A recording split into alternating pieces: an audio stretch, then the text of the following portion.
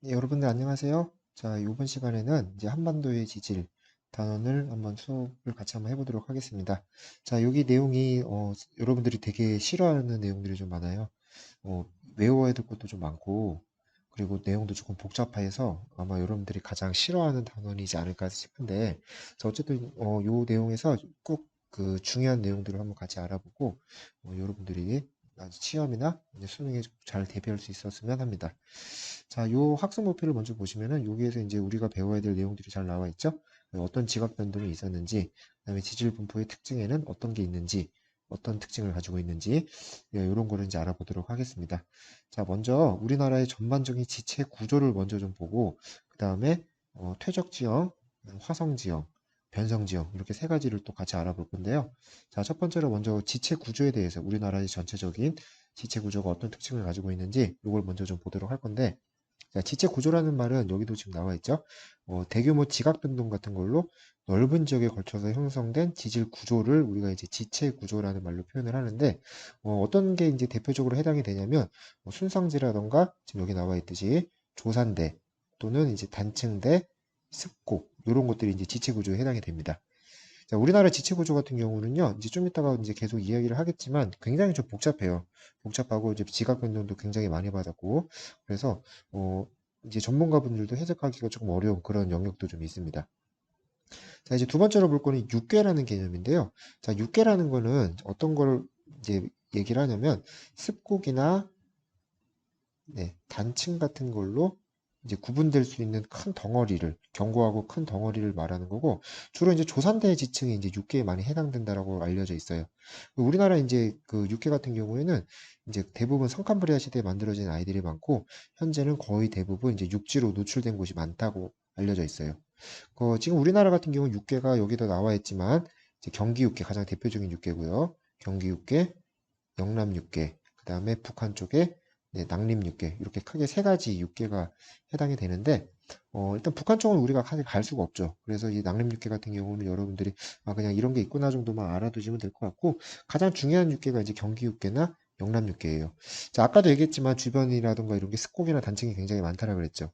지각 변동을 많이 받은 지역이고, 자, 지각 변동을 많이 받았기 때문에 이 육계에서 나타나는 대표적인 남석들은 거의 대부분이 이제 변성함이 많이 나타나요. 변성함이 많이 나타나고, 특히 우리나라에서 이제 육계나 영남 육계 또는 경기 육계에서 많이 볼 수 있는 게 이제 편마음을 많이 우리가 확인할 수가 있거든요. 그래서 여기도 지금 여기 보면은 써 있죠. 편마음을 가장 많이 이루고 있다라는 걸 알고, 그 다음에 아까도 얘기했지만 변성을 굉장히 많이 받았다고 그랬죠. 그래서 원래 변성 받기 전에 암석이 어떤 상태였는지, 그리고 생성 시기가 구체적으로 언제인지 이런 거에 대한 걸 세분하기가 굉장히 어렵다라고 합니다. 자, 다음으로 볼 거는 영남육계입니다. 자, 영남육계는요, 여기도 마찬가지로 편마음이죠. 자, 편마음이고, 요 줄기 라인을 잘 보시면 어디 쪽에 해당되냐면요. 자, 지리산 라인에 해당이 돼요. 지리산 라인에 해당되고, 실질적으로 지리산에서도 변성함, 이게 편마음이 굉장히 많이 나타나는 그런 동네고요. 여기도 써 있죠. 편마음 중에서도 이제 화강 편마음이 많이 나온다. 라고 현재 알려져 있고, 뭐 미그마타이트라든가 이런 걸 여러분들이 굳이 모르셔도 됩니다. 써놓기는 했는데 여러분들 굳이 여기는 몰라도 돼요. 그래서 영남육계 하면 여러분들 편마음이 많이 나타난다 라고 잘 생각하면 되고, 나머지는 경기육계는 맥을 같이 해요. 그래서 이제 얘 같은 경우도 성캄브리아 지층에 해당이 되고, 네, 된다라는 거 이거 좀 같이 봐두시면 될 것 같아요. 자, 다음으로 볼 거는 이제 퇴적 분지입니다. 자, 6개는 다 봤고, 이제 퇴적 분지를 볼 건데, 자, 우리나라 퇴적 분지가 굉장히 중요하죠.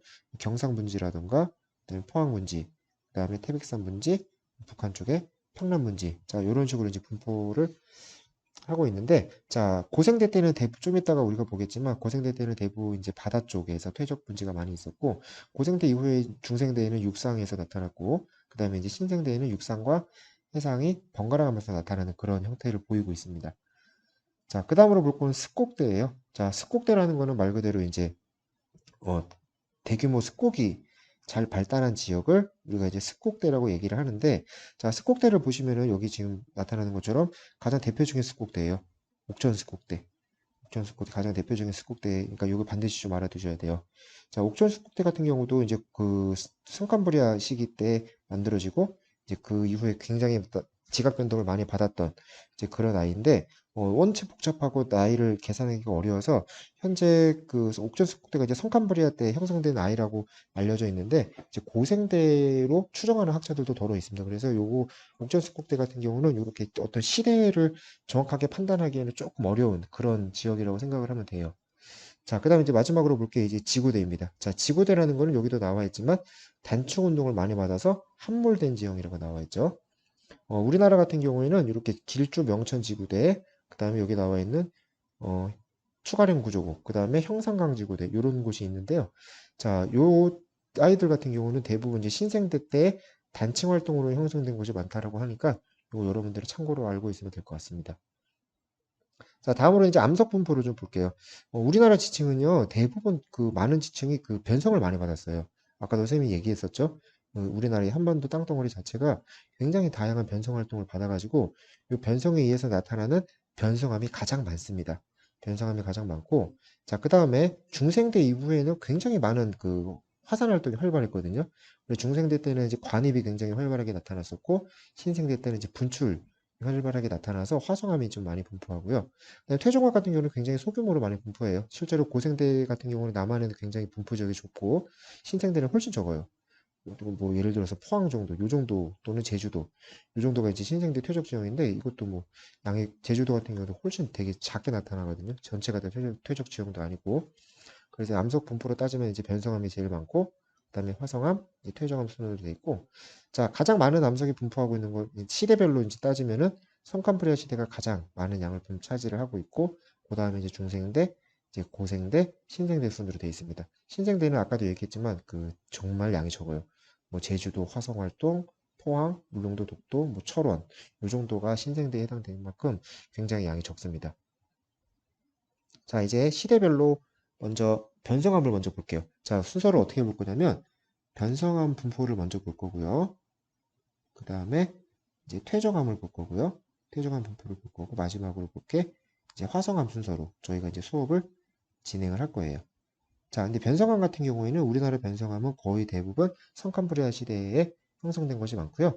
자, 성캄브리아 시대 변성암이 많이 있는 곳이 아까 어디라고 그랬죠? 육계라고 했었죠. 그래서 실제로 육계에 나타나는 지역에 그래서 실제로도 이제 변성암이 분포하는 지역들을 보시면은 이렇게 경기 육계가 있는 지역, 그다음에 아까 얘기했죠? 여기 영남 육계가 있는 지역 쪽에 이렇게 변성암이 굉장히 많이 분포하고 있고, 그다음에 낙림 육계가 있는 위치에 마찬가지로 변성암이 굉장히 많이 분포하고 있죠. 우리나라 거의 한반도 지형의 거의 대부분이 변성암이라고 생각을 해도 과언이 아닐 정도로 굉장히 많은 양이 분포를 하고 있고요. 근데 이제 안타깝게도 너무 오래전에 만들어진 아이들이고, 그 다음에 굉장히 많은 변성을 받았기 때문에 지체 구조를 세분화하는 거는 굉장히 어렵다라고 합니다. 그래서 여러분들도 이제 분포 정도만 알아두시고 계시면 될 것 같아요. 자, 이제 변성함은 이렇게 마치도록 하고요. 다음으로 이제 퇴적함을 보도록 하겠습니다. 자, 퇴적함은 굉장히 시험에도 많이 출제가 되고 있고 실질적으로도 이제 연구적으로도 굉장히 이제 중요한 부분이 퇴적함이거든요. 그래도 퇴적함의 분포를 이제 고생대를 먼저 볼 것이고 고생대 이후에 중생대, 그다음에 마지막으로 신생대 순서로 이렇게 보도록 할 건데 자, 먼저 이제 고생대를 먼저 보시면은요. 고생대 때 우리나라의 퇴적 지층의 분포는 주로 이제 북한 쪽에 많이 이렇게 그 평양 쪽 부분이라고 생각하면 되겠죠? 이쪽에 많이 분포를 하고 있고 남한에서는 이제 제일 중요한 게 저희 강원도 쪽이에요. 강원도 쪽에 굉장히 이렇게 많은 그 고생대 퇴적층이 분포를 하고 있고 실질적으로도 여기에서 많은 화석들도 이제 산출이 되고 있는데 자, 첫 번째로 볼 게 이제 조선 노충군입니다. 자, 조선 노충의 순서를 먼저 보시면은요. 이제 조선 노충군이 캄브리아기에서 오르도비스기 사이에 조선 노충군이 형성이 되고 그다음에 이제 평안 회동리층은 잠시 보류를 하고 그다음에 평안 노충군이 이제 석탄기와 서로 이렇게 석탄기와 이제 페른기 사이에 페른기에서 이제 트라이아이스기 중생대 트라이아이스기 초기까지 평안노충군이 모두 나타나는데 자 여기서 해동리층이라는 거는 좀 이따 저희가 먼저 얘기를 하고요. 그 조동노충군과 해동리층 이런 데서 나타나는 그 화석들을 보면은 주로 이제 바닷가에서 살았던 화석들이 굉장히 많이 나타나요. 이제 대표적으로 잘 알려진 화석이 이제 삼엽충이라던가 삼엽충 아니면은 산호화석도 많이 나타나고요. 그다음에 평안노충군 지층 같은 경우에는 여기에서 방초충도 굉장히 많이 나타나고요. 아니면은 뭐 복종류, 그 다음에 이제 완종류 같은 화석들이 굉장히 많이 나타나는데, 자, 요런 화석들이 많이 나타나고, 그 다음에 암석이 이제 주로 어떤 암석이 나타나냐면, 이제 석회암이 엄청나게 많이 나타납니다. 실질적으로도 이제 강원도 쪽에 석회암이 많은 시멘트 산지도 많죠. 석회암이 많이 나타나고, 이제 고사리 화석도 많이 나타나고, 고사리 화석에 의한 석탄도 나타나고요. 뭐 셰일이나 사암 같은 것도 많이 보이는데, 자, 이런 것들을 종합해서 봤을 때 고생대 우리나라의 퇴적 환경이 어떤 퇴적 환경이었다고 생각할 수 있을까요? 그렇죠. 이제 이런 아이들, 그 다음에 이렇게 바다에서 만들어지는 이런 아이들을 통해서 고생대 퇴적 지층이 음, 육상이 아닌 해상 퇴적 지층이었다라는 걸 이제 우리가 추정할 수 있는 부분이죠. 자, 그러면은 이제 요 하나씩 이제 보기 앞서서 이제 회동리층에 대한 얘기를 좀 해볼 건데, 자, 조선노충군이 캄브리아기에서 오르도비스기 사이에 형성이 됐고, 그다음에 평안노충군이 이제 석탄기와 트라이 아이스기 초기까지 이제 평안노충군이 만들어졌는데, 자, 그렇다면 이제 과거에는 실루리아기와 대봉기 지층이 발견이 안 됐었어요. 발견이 안 됐었는데, 그래서 그때까지 요 지층이 이제 결층이다라고 이제 이렇게 추정을 하고 있었는데, 강원도 정선의 그 회동리에서 여기서 뭐가 발견됐냐면 코노돈트라는 화석이 발견이 됐거든요. 네, 코노돈트라는 화석이 발견이 됐는데, 자, 요 아이가 뭐냐면은 그 코노돈트라는 그 멸종된 지금은 살지 않는 그 동물이라고 여러분들이 저기 생각을 하면 되는데, 자, 이 코노돈트 화석이 나타나는 걸 이 회동리에서 이 코노돈트 화석이 발견됐고, 이 코노돈트의 연대를 우리가 측정을 해보니까, 아하, 실루리아기였다, 살았던 아이다라는 걸 통해서 회동리층이 실루리아기에 생성된 지층이다라는 걸 알 수 있게 됐고, 그래서 지금 현재는 결층을 대분기까지를 결층으로 보고 있습니다. 좀 참고로 알아두시고요. 근데 아직 이 회동리층 같은 경우에는 이제 학계에서도 아직 논란이 좀 많대요. 그래서 얘가 이제 실루리아 기지층이 아니다라는 얘기도 있고, 또는 뭐 실루리아 기지층이다라고 얘기하는 이제 학자분들도 계셔서 아직까지 이 회동리층이 정확하게 실루리아기다라고 딱 명시하기 조금 어려운 부분이 있습니다. 자, 그거 좀 참고로 알아두시고요. 자, 각 시대별로 이제 암석을 이제 아까 얘기를 했고요. 그래서 아까 선생님이 말씀드렸듯이 뭐 석회암이나 돌로스톤이 굉장히 많이 나타나고 있고, 사암이나 쉘 같은 것도 일부 나타난다 얘기했던 부분이죠. 그다음에 이제 화석 같은 경우도 아까 얘기했듯이 삼엽중 제일 중요한 화석이죠. 그다음에 필석도 많이 나타나고 있고, 그다음에 이제 뭐 완종류, 복종류, 두종류 이런 화석도 나타나는데, 이런 것들은 뭐 지금도 살아있는 아이들이라서 뭐 요때 환경은 이제 우리가 완종류나 복종류나 두종류를 알 수 있지만, 이런 아이들이 요 시대를 반영하진 않아요. 시대를 반영하는 아이들은 삼엽충이나 필석이라고 여러분들이 생각을 하면 될 것 같고요. 분포 지역 아까 얘기했죠. 강원도 지역 전반적으로 잘 분포하고 있다라는 거 알아두시면 될 것 같습니다. 자, 이제 세부적으로 하나씩 볼 건데, 첫 번째로 조선노충군이에요. 자, 조선노충군은 아까도 말씀드렸듯이 캄브리아기에서 오르도비스기 사이에 형성되었던 지층이고, 지층이 분포하는 영역을 보시면 이렇게 초록색으로 나타나 있죠. 이 초록색으로 나타나 있는 영역이 조선 노충군이 쌓였던 지층이다라고 여러분들이 생각을 하시면 될 것 같고, 이때 나타나는 화석들, 중요한 화석들 표시를 할게요. 삼엽축, 필석, 요 아이 두 아이가 굉장히 중요합니다. 요런 아이들은 아까도 말씀드렸지만 지금 현재도 살아있는 아이들이기 때문에 그때 당시의 환경은 우리가 알 수 있어요. 환경을 추정할 수 있지만 시대를 추정하기는 어렵습니다. 이렇게 환경을 추정하는 화석을 아마 지원 시간에도 배웠을 거예요. 뭐라고 배웠죠? 네, 시상 화석이라고 배웠죠. 그다음에 삼엽충이나 풀석같이 시대를 알 수 있는 화석은 우리가 표준 화석이라고 아마 여러분들이 배웠을 거예요. 그럼 참고로 좀 알아두시고요. 자, 회동리층 아까 선생님이 얘기했죠. 실루리아기 시기에 코노돈트 화석이 발견이 되면서 회동리층이 발견이 됐다. 이 정도만 여러분들이 알아두셔도 될 것 같아요. 자, 다음으로 볼 거는 평안노충군입니다. 자, 평안노충군은 이제 굉장히 중요하죠. 이제 석탄기에서 트라이아이스기 전기까지 형성된 지층이고요. 자, 여기서 이제 여러분들이 좀 반드시 알아둬야 될 때 첫 번째 점이 뭐냐면은 일단 화석이에요. 산호화석이 나타나고 주의할 점이 바로 이 화석이죠. 해백합도 굉장히 중요한데 제일 중요한 화석 방초충이 나오고 있다는 겁니다. 자, 방초충은 여러분도 잘 알고 계시겠지만 저희 고생대 말기에만 아주 반짝 살았지만 굉장히 넓은 영역에 걸쳐서 살았던 그런 화석이죠. 그런 생물이죠. 그런 생물이고 이제 그 유공충이라고 해서 그 껍데기를 가지고 있는 그런 생명체였어요. 생명체였고 바다에서 이제 둥둥 떠다니던 뭐 그런 아이들이었는데 평안노충군에서 이 방초충 실제로도 어디서 많이 발견이 되냐면 그 평창과 영월의 경계 그 밤치제라는 곳이 있어요. 밤치제. 그 밤치제라는 곳에서 이 방초충 화석이 엄청나게 많이 발견이 돼요. 근데 이렇게 방초충이 보인다라는 거는 요 아이가 요 평안노충군이 대표적인 고생대 말기에 형성된 그 지층이라는 걸 우리가 알 수 있고 또 이제 중요한 게 뭐냐면은 이 평안노충군의 하부 같은 경우는 석회암이 암석이 많이 나와요. 석회암이 나온다는 소리는 이 지역도 마찬가지로 해상 지역이라는 소리죠. 해상 환경 그리고 심지어 이제 산호 같은 게 또 나오고 방초충이 나오는 걸로 봐서 따뜻한 해상이라는 걸 알 수 있는데 재밌는 게 뭐냐면은 이제 상층으로 가면은 여감이나 사암이나 쉐일이 나옵니다. 바로 트라이아이스기 지층에서. 무슨 소리냐면 얘네들은 특히 여감이죠. 육상에서 만들어지는 암석들이 많거든요. 뭐 사암이나 쉐일 같은 경우는 해상에도 만들어질 수 있지만 여감같이 육상에서 지칭하는 이런 암석들이 나와요. 이 말이 뭐냐면은 중생대로 넘어가면서 네, 육상으로 조금씩 변화한 지형이다라는 걸 여러분들이 반드시 알아두셔야 돼요.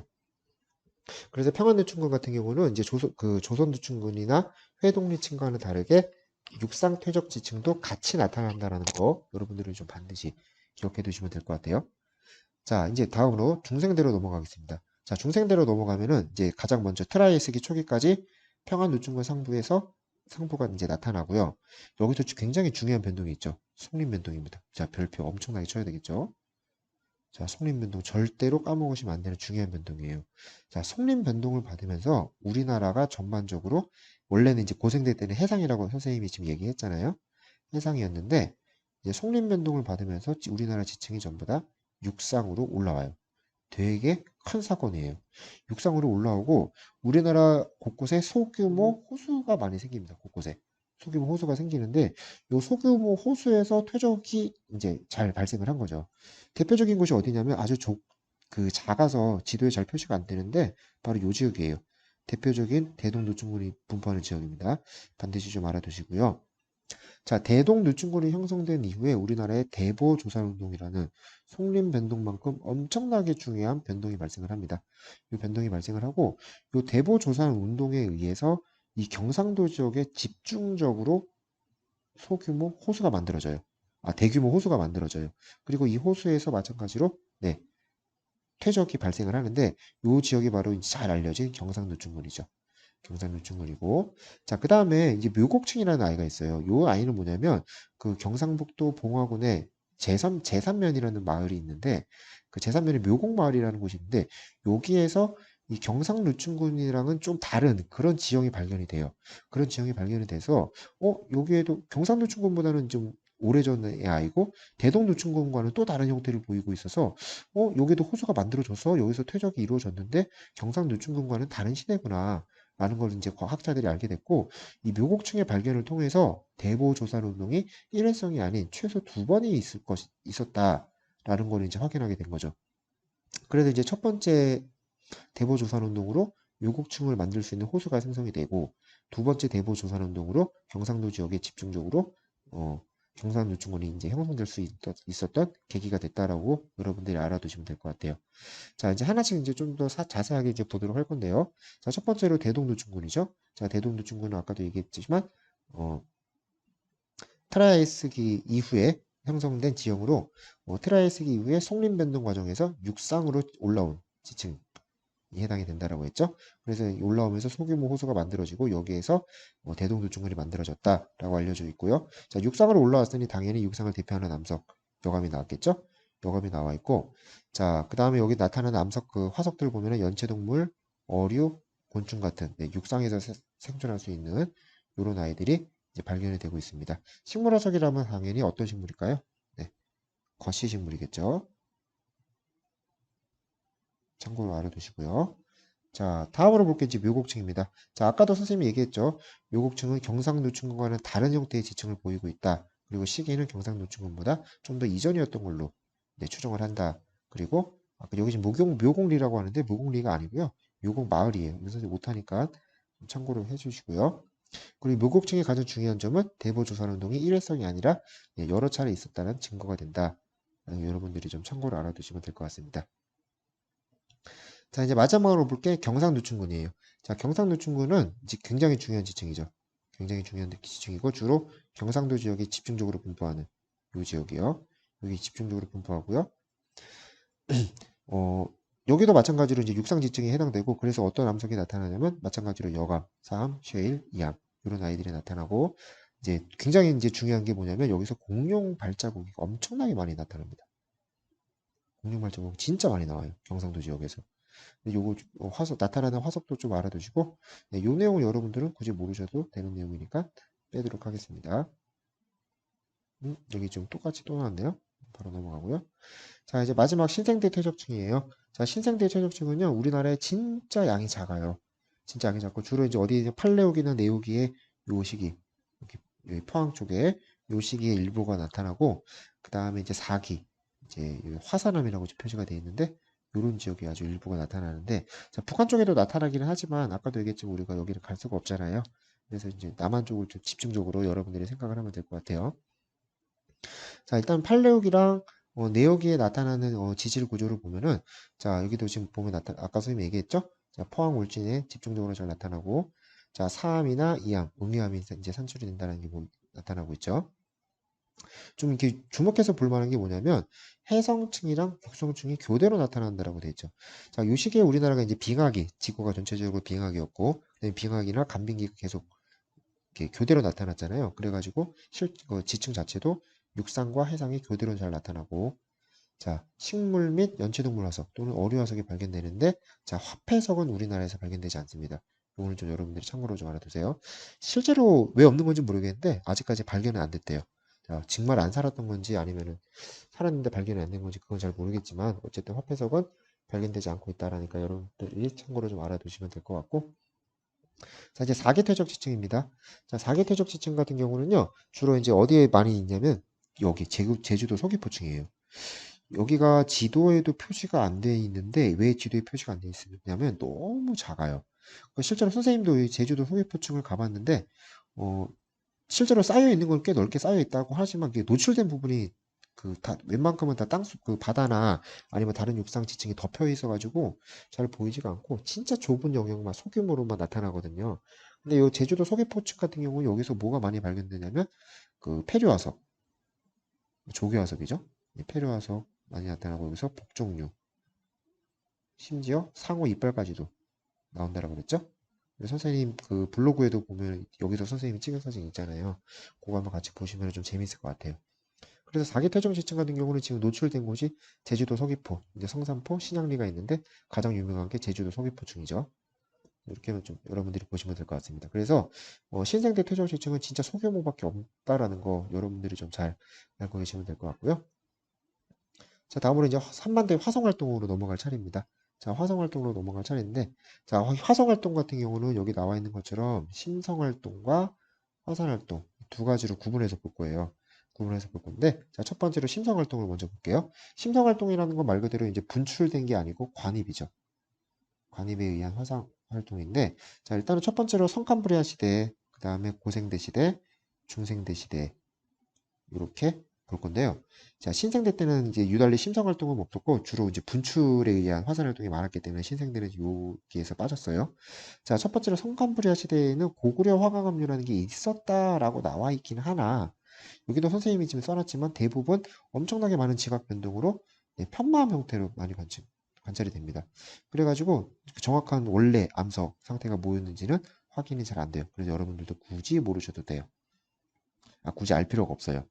자, 그 다음에 고생대 때는 화성 활동이 전혀 없었대요. 지금까지 알려진 그 암석도 하나도 없고 전부 다 고생대 때는 퇴적만 집중적으로 발생을 했고 그래서 여러분들 여기에 대해서 뭐 화산 활동 없었다라고 생각을 하면 되고 자, 첫 번째로 나타나는 게 중생대부터가 이제 화산 활동이 활발하게 나타나는데 이 속림 변동과 함께 나타났던 속림 화강암류라는 게 있는데 요거는 이제 그 주로 북한 쪽에 많이 분포를 해요. 북한 쪽에 소규모로 분포를 합니다. 그래서 여러분들이 굳이 뭐 아실 필요는 없고 여기서부터가 굉장히 중요하죠. 대부 화강암부터가 이제 중생대 주락에 때 있었던 활성 활동이고 우리나라에도 굉장히 많은 양이 산출이 되는데 주로 지금 선생님 여기 노란색으로 표시한 부분 있죠? 이 노란색으로 표시한 부분이 대부 화강암류가 집중적으로 잘 분포하는 부분인데 여기가 좀 여러분들이 헷갈릴 수 있는 게 이렇게 사선으로 나타나는 아까 영남 육계 지형이랑 조금 비슷해요. 그래가지고 요거를 좀 여러분들이 이제 위치를 파악할 때 요거 좀 잘 조심해서 확인을 하셔야 돼요. 그러니까 대보화강암이 분포하는 데가 이렇게 설악산이나 뭐 금강산 쪽으로부터 시작해서 쓱 내려오고 있고, 이쪽에 뭐 서울 같은 곳, 관악산이나 뭐 이런 곳, 이런 것도 대보화강 중에 해당되는 영역이니까 참고로 알아두시고요. 자, 마지막으로 볼 게 이제 불국사 화강암입니다. 자, 불국사 화강암은 어디에 분포하냐? 얘도 이제 경상도에 분포를 해요. 아까 여기 이제 경산노충군이 있었잖아요. 이 경산노충군의 위쪽에 불국사 화강암이라고 해서 같이 산출되고 있거든요. 예, 그리고 중생대 말에 해당되는 화성암이죠. 굉장히 중요한 아이들이니까 반드시 좀 기억을 해 두시고요. 자, 화산 활동은 우리나라 같은 경우는 이제 중생대에 있는 경상노충군의 그 불국사 화강암 있죠. 거기에서 일부 지역에서 응회암이 발견이 돼요. 응회암이 있다는 소리는 네, 응회암은 이제 화산재가 쌓여서 만들어지는 아이잖아요. 그래서 응회암이 있다는 소리는 네, 분출성 화산 활동이 있었다는 소리예요. 그래서 중생대 말기에 경상노충군과 불국사 화강암 일부에서 응위암이 나타난다는 걸 통해서 중생대 말기에 소규모지만 폭발성 화산이 있긴 있었구나라는 걸 우리가 이제 알 수 있고 주로 이제 집중적인 그 폭발 그 분출성 화산이 있었던 지역 그 시대는 언제냐면 신생대입니다. 신생대 같은 경우에 이제 뭐 내오기부터 해서 4기 초기까지 제주도, 울릉도, 철원, 포항 같은 곳에서 굉장히 많이 나타나고요. 현재 우리가 알고 있는 뭐 백두산이나 제주도, 철원, 울릉도, 독도 같은 아이들이 모두 신생대 때 화산 활동에 의해서 생성된 지역이다라고 여러분들이 생각을 하고 계시면 될 것 같아요. 자, 이제 요 내용도 같이 한번 볼 건데 요거는 그렇게 내용이 많지 않으니까 한번 간단하게만 보도록 할게요. 자, 우리나라의 그리고 요 내용 같은 경우는 저기 그 앞에서 했던 한반도의 지질이랑 좀 이렇게 연관되는 부분이 많거든요. 그래서 같이 보시면 훨씬 더 도움이 될 것 같아서 이 부분까지 한꺼번에 이제 같이 볼 건데, 자, 우리나라 같은 경우는 지금 이제 과학자들이 연구한 결과에 따르면은 이렇게 북한의 지역과 굉장히 잘 연결이 돼 지질학적으로 지체 구조가 연결이 되어 있는 걸로 추정을 하고 있는데 크게 이렇게 두 가지로 구분을 해요.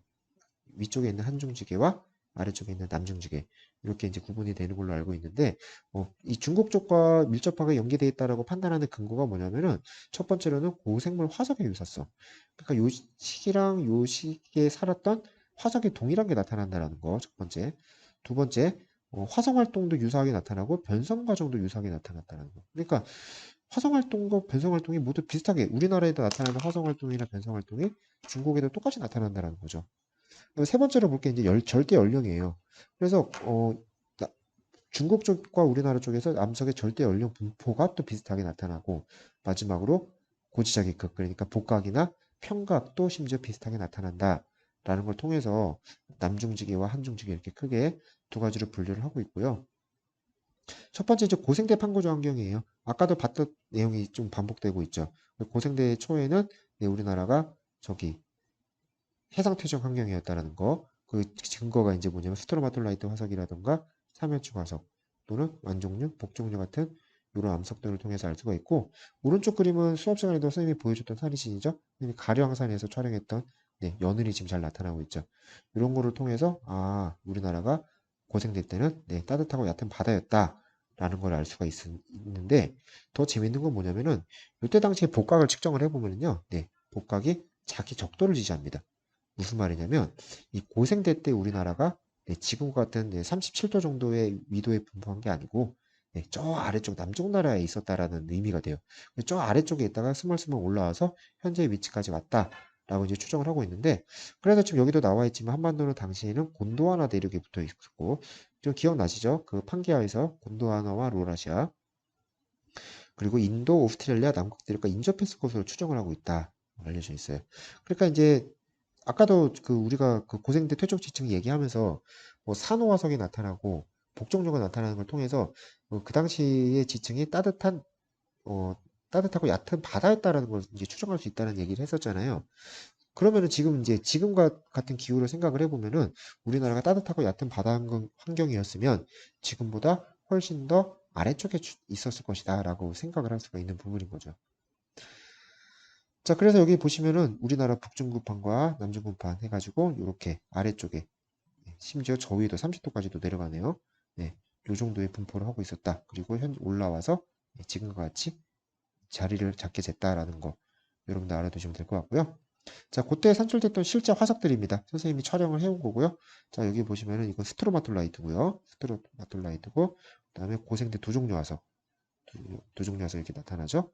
여기도 이제 고생대 두 종류 화석 여기 보이시죠? 그다음에 여기 작은 점이 네, 방추충 화석이죠. UI 이렇게 나타나는 거 같이 좀 보시면 될 것 같고요.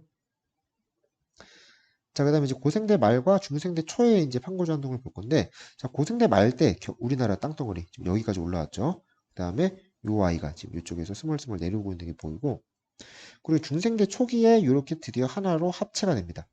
합체가 되는데, 우리가 아까 배웠죠. 고생대 말기에는 우리나라 퇴적 환경이 따뜻한 바다였다고 했어요. 자, 이렇게 어때요? 합쳐지면서 딱 봐도 이제 육지스러운 느낌이 나타나기 시작하죠. 그죠? 그리고 이제 중생대 중기에 완전히 하나로 합체하게 되는데, 요때가 이제 요런 과정을 통해서 보시면 알겠지만 이렇게 충돌 과정에서 굉장히 많은 변성이 있었겠죠. 이렇게 한번 충돌이 있었고, 이렇게 충돌이 있으면서 굉장히 많은 변성을 받을 수밖에 없었던 거고요. 자, 그 다음에 이제 보시는 게 이제 요 얘기를 안 했네요. 그래서 중생대 초기에 이렇게 형성되면서 속림변동 이때 나타나는 게 속림변동과 연계해서 같이 나타난 변동이고요. 요거는 네, 대보 조산 운동이라고 여러분들 생각을 하시면 되겠죠. 자, 이제 마지막으로 중생대 말 판고조 환경입니다. 중생대 말 판고조 환경은 이제 아까도 봤던 어떤 그런 대규모 지각 변동에 의해서 경상분지가 이렇게 만들어지고, 그 다음에 이제 이자나기판이라는 아주 옛날 판이에요. 이자나기판이 아주 옛날 판이 이렇게 아래로 내려가면서 여기 보시면 이렇게 분출이 발생을 하고 있죠. 네, 이 과정에서 많은 화산 활동이 있었을 것이라 라고 선생님이 추정한다고 얘기했었죠. 그래서 이때 이런 이자나기판의 이게 섭입 과정에서 화산 활동이 활발히 있었고, 이 과정에서 이제 뭐 대보 화강암이라든가 아니면 이제 불국사 화강암 같은 게 이제 형성됐을 것이다 라고 여러분들이 이제 생각을 하시면 될 것 같고요.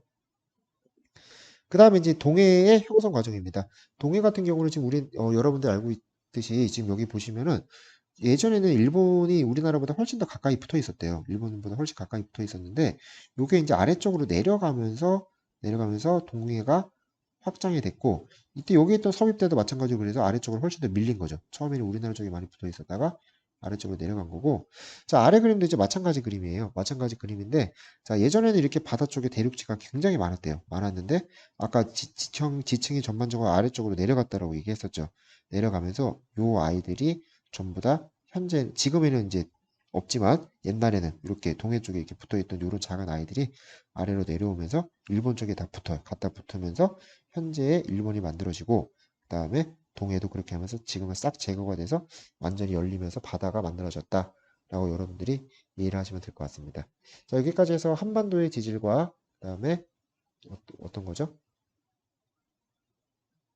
네, 한반도의 판고적 환경과 형성까지 모두 봤고요. 자, 다음 시간에는 이제 여러분 저랑 같이 이제 바로 대기와 해양 단원으로 넘어가서 첫 번째로 이제 해양, 여러분들이 좀 많이 어려워하는 지역료라던가 수학 경도력, 이런 정역학적 평형 이런 내용들을 한번 같이 다뤄보도록 하겠습니다. 자, 오늘 고생 많았고요. 다음 영상에서 계속 또 뵙도록 하겠습니다.